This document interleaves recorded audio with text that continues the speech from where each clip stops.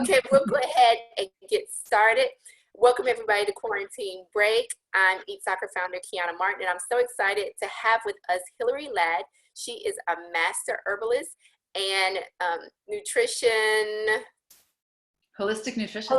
Holistic nutrition consultant. Thank you, and the owner of Recherch'e Organics. Thank you so much for joining us. Thank you so much. Before we begin our conversation about Recherch'e Organics, can you tell the students a bit about your background and how it served as a foundation for your beauty brand? Sure, absolutely. So I went to school as a herbalist in holistic nutrition, and for about 6 years, I really kind of followed that path, and I did a lot with consultations and meeting with people, and I actually started another company where I did tinctures and salves, so internally taken medicine for doctors and acupuncturists and naturopaths.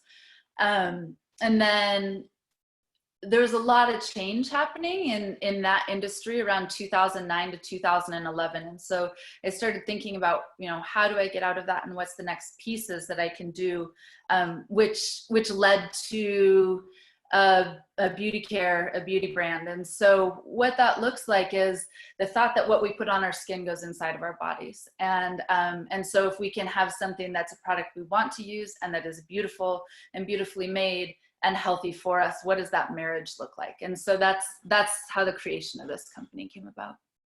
So just a quick question about you as a master herbalist. What does that actually entail? Are you learning about plants and other natural things and how to kind of what we should be taking in our bodies, or can you give us an explanation about that? Sure, absolutely. So it's kind of where the science of today meets the history of our ancestors and what traditionally has been used in multiple cultures for medicine. And so it's taking plants and using their different parts and different constituents to create medicine for better health, whether you're looking at balancing hormones, whether you're looking at upping immunity and immune system, or all of the different systems in our bodies. So it's creating products that you can usually internally take. Some are salves and different things we put on our skin, but that you can internally take to up your health.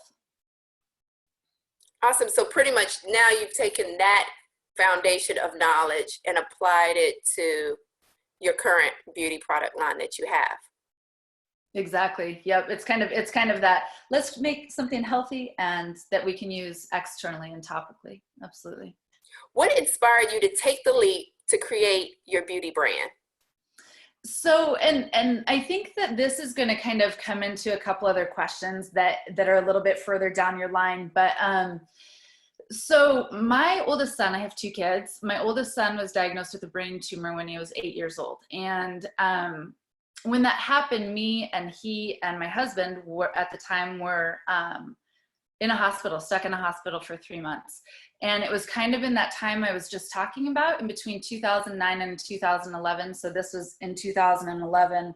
I knew that I needed to get out of the industry that I was in, because the FDA, there were so many different things, and it was becoming very difficult for small and medium-sized herbal companies to exist, basically. And so I had 3 months to think about it, and I was stuck in this little tiny hospital room with my little tiny boy, and it was a way that I didn't have to leave the room, but I could use my mind and really put that timing to good use. And so after that 3-month period, came out with this entire new company. And so that was part of it. And part of it, we were in Denver Children's Hospital, and I would be sitting there and I'd be watching people, and they're putting all of this stuff on their skin. And all I'm thinking about is, that's going in and it affects your liver, and it affects your kidneys, and it affects your bloodstream, and it affects your hormone balance and your hormone levels.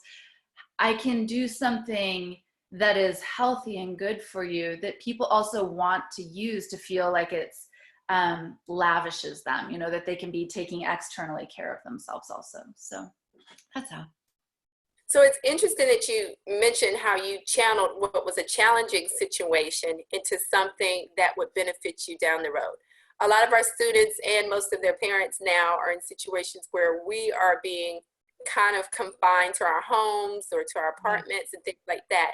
So for students who may be facing those challenges and how to deal with them, what advice can you share with them about transforming what seems like an obstacle into an opportunity?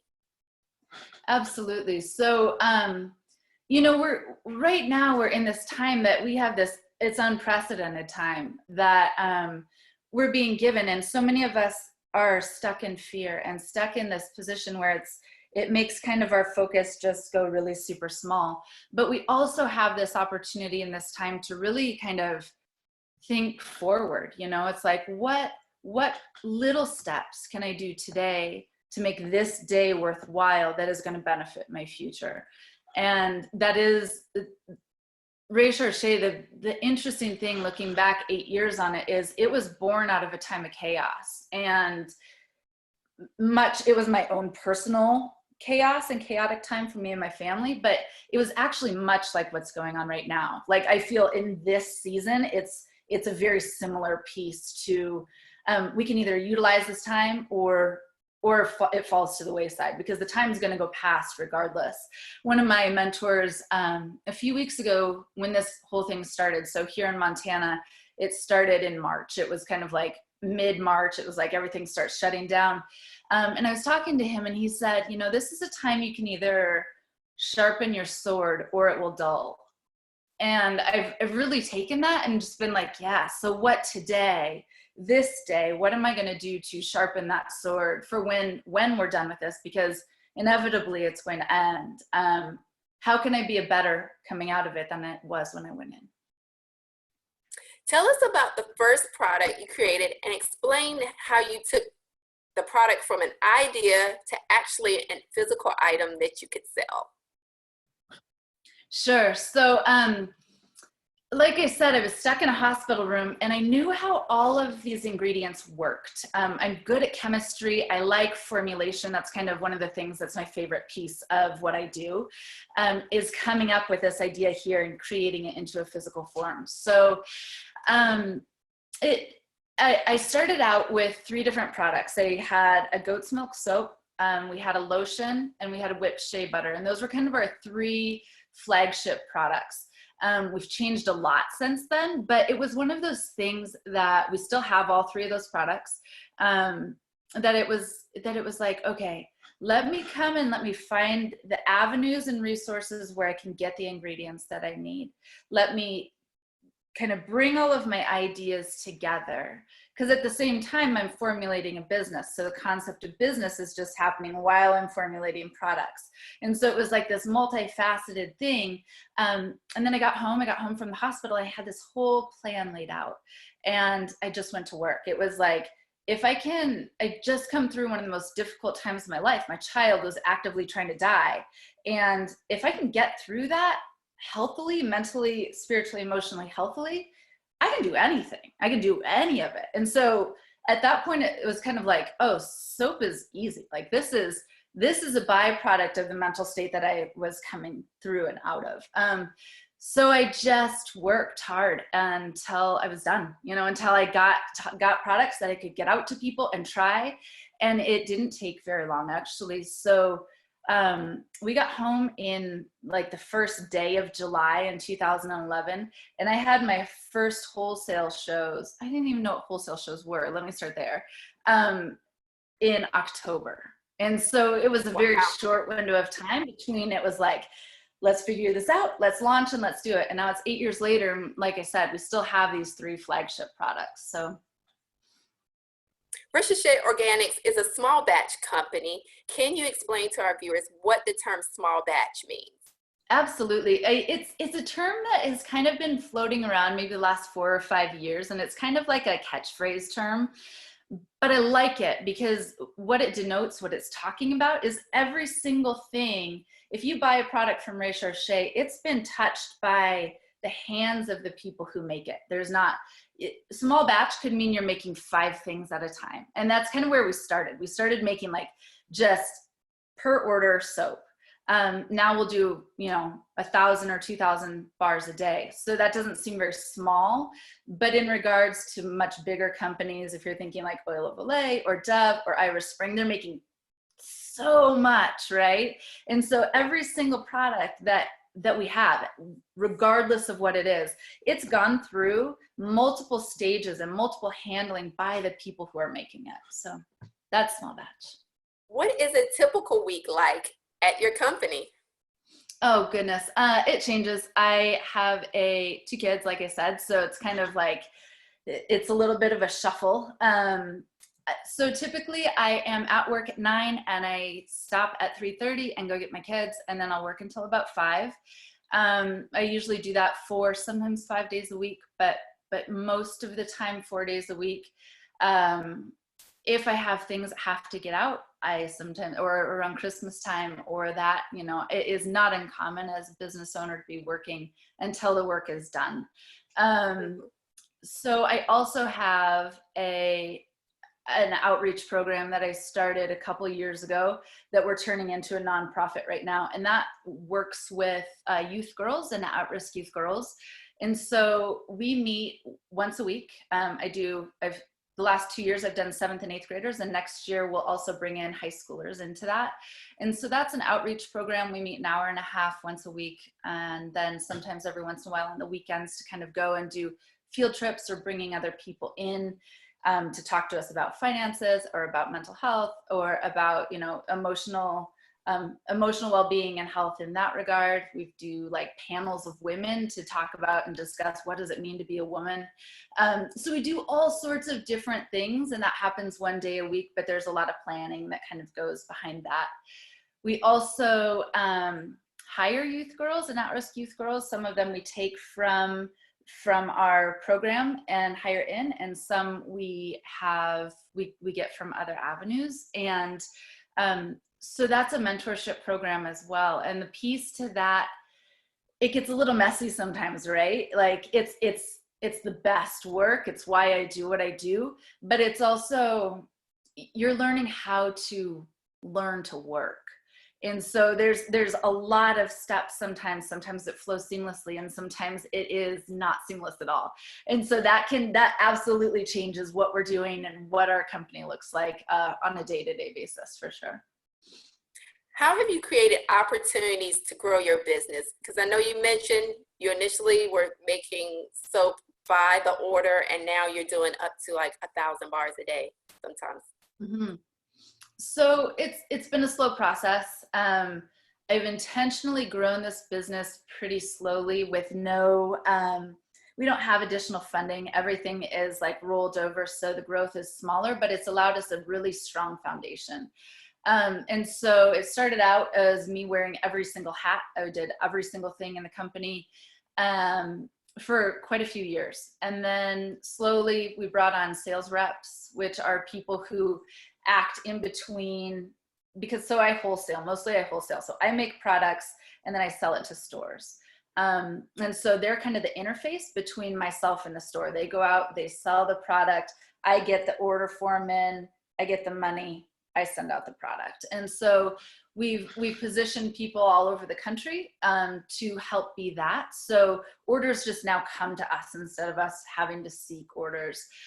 In the last couple years, we've taken on a couple different things as well. So we started doing boutique hotel products, guest amenities. So everything that you would find inside of a hotel room, we make also. So that really opened a whole nother avenue of business for us that creates residual income. And what I mean by that is, so often, like if I'm waiting for somebody to order, I have no idea when somebody's going to order. I don't know if it's going to be $50 or $500. I don't know. But if you have something that is constant and steady, like a hotel, every month you know how much has to go out. Every month you know what's going to come in. And so that is a way that business builds quicker, is because you have a constant income coming in. In addition to creating beauty products, I know you touched on this earlier, Recherch'e Organics has another mission as well, and that's its work in the community. Can you tell us why you roll this mission into the work that you do with your beauty line, and kind of give us some in-depth, explanation about it? Yeah, absolutely. So I think it's a pretty multifaceted question.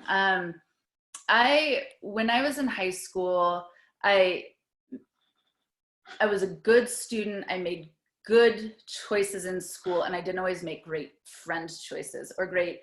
I liked to experiment, and I liked to do all of these things. And where that comes into play is I see kids in high school and even younger sometimes who don't have the role models. They don't have people to stand up for who they're trying to become, and so they allow other influences to make that decision for them. And is what I recognized is like looking at some of my friends that were in high school grow up and continue to make poor choice after poor choice after poor choice.